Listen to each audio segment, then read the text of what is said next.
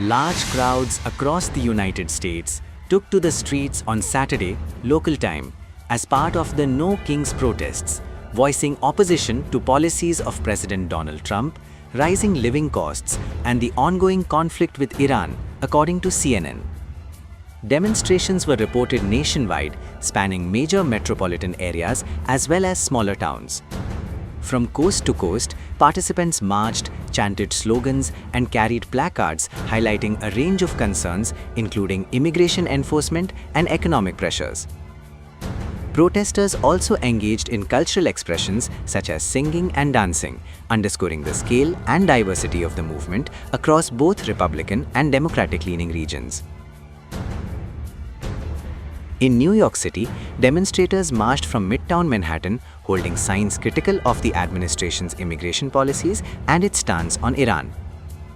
On the West Coast, large gatherings assembled at Embarcadero Plaza in San Francisco before marching towards Civic Center Plaza, displaying American flags alongside banners supporting causes such as Ukraine and transgender rights.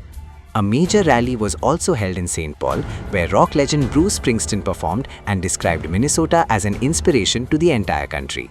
He paid tribute to Alex Pretty and Renee Good, who were killed earlier this year during immigration enforcement actions in Minneapolis.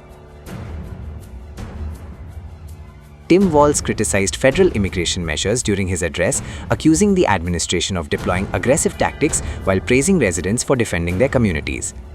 The deaths of Pretty and Good have intensified scrutiny of federal enforcement methods and become focal points in the broader immigration debate.